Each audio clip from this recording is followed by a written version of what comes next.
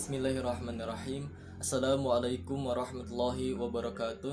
Alhamdulillahirrabbilalamin. Allahumma salli ala sayyidina Muhammadin wa ala alihi wa sahbihi ajmain, amma ba'du.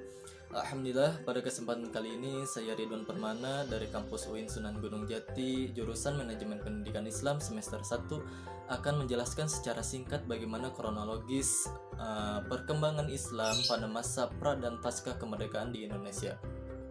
Mungkin sebagian dari kita masih penasaran gitu ya, bagaimana sih awal mula Islam datang ke Indonesia hingga pada akhirnya Islam menjadi agama yang mayoritas dianut oleh masyarakatnya.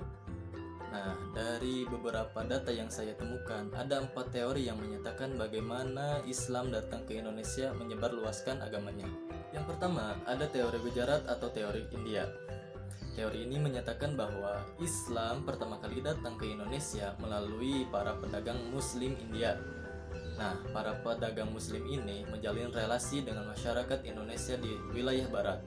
Kemudian dari relasi ini terlahirlah kerajaan Islam yang bernama Samudra Pasai. Yang kedua ada teori Arab atau teori Mekah. Teori ini menyatakan bahwa Islam pertama kali datang ke Indonesia dibawa langsung oleh bangsa Arab pada masa kekhalifahan.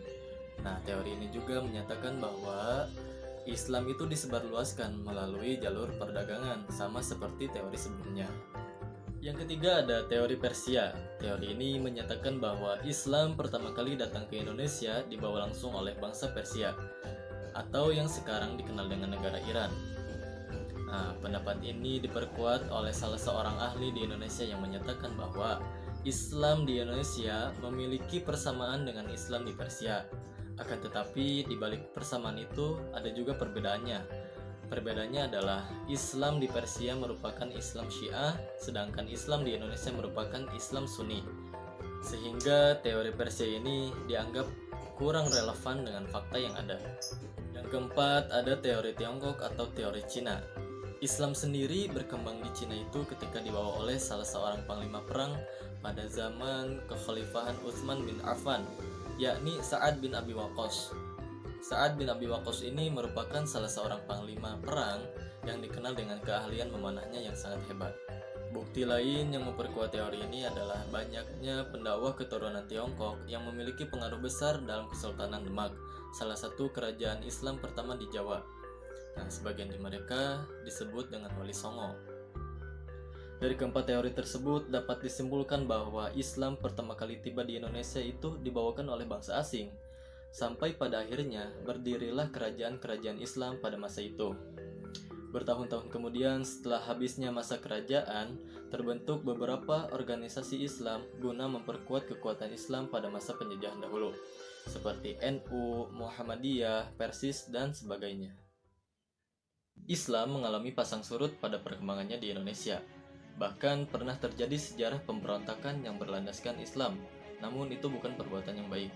Gerakan tersebut dinamakan dengan Gerakan Darul Islam atau DI. Nah, gerakan ini berawal dari kekecewaan rakyat terhadap pemerintahan dan bertujuan untuk mendirikan negara Islam. Ini sesuai kepanjangan dari DITII, yakni Darul Islam Tentara Islam Indonesia. DITI sendiri merupakan tentara yang dibentuk dan bagian dari Negara Islam Indonesia atau NII pada awal masa kemerdekaan. Pendirian organisasi ini menjadi wadah umat muslim Indonesia untuk menyampaikan aspirasi mereka. Negara Islam Indonesia pertama kali terbentuk di daerah Tasikmalaya oleh Kartosoewirjo pada tanggal 7 Agustus 1949. NII memiliki gerakan yang dinamakan Darul Islam atau DI, sedangkan tentaranya disebut Tentara Islam Indonesia atau TII.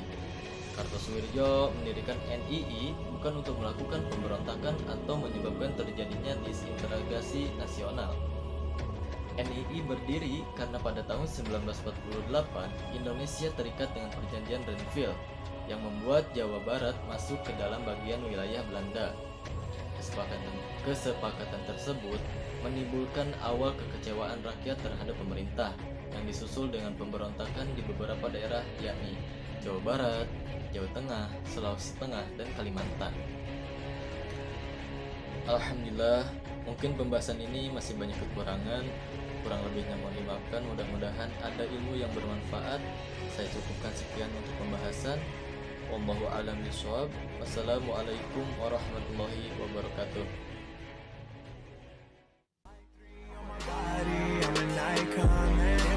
out of 10. I should fuck her in the Benz.